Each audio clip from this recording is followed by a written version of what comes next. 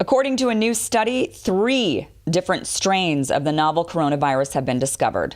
Does this mean immunity is impossible? Would a vaccine even work? And what about the reports of people being reinfected with the virus?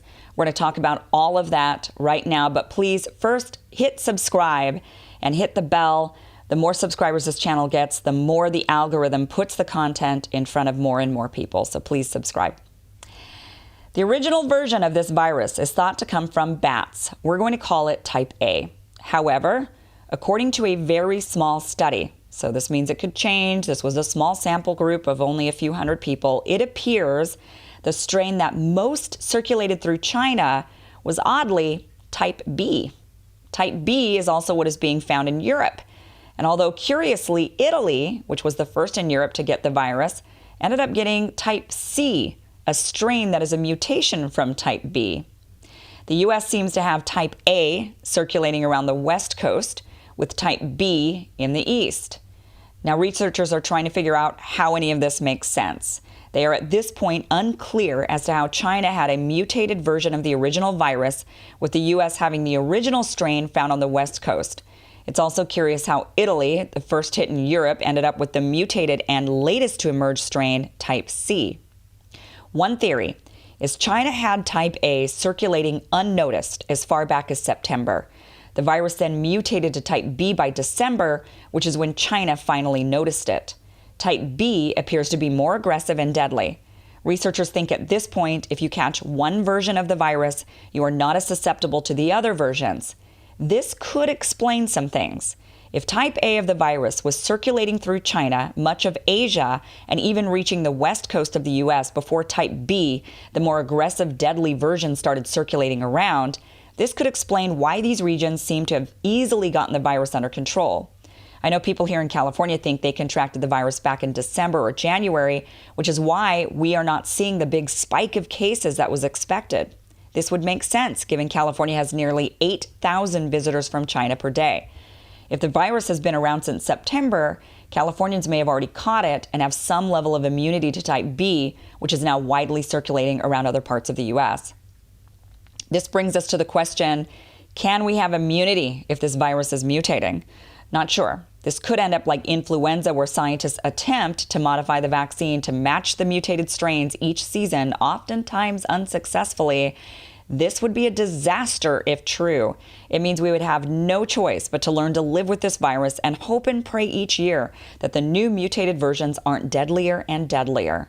We need to keep our fingers crossed that these mutations remain minor as they are right now, so that we can have some immunity either through having the antibodies from recovering from it or through an eventual vaccine.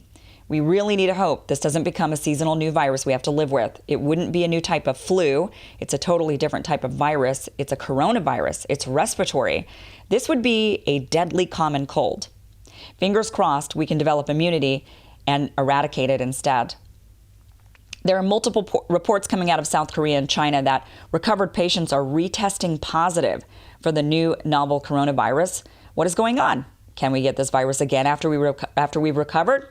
Not sure. Most of the scientists believe we cannot, and these cases are not reinfections, but what they call reactivations.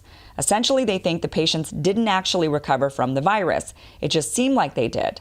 However, there have been multiple reports of the tests themselves being faulty to begin with, which opens up a whole other can of worms.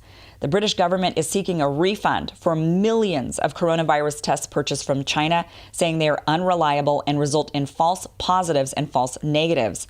Spain and Turkey have reported the same issues and have backed out of their orders for the tests.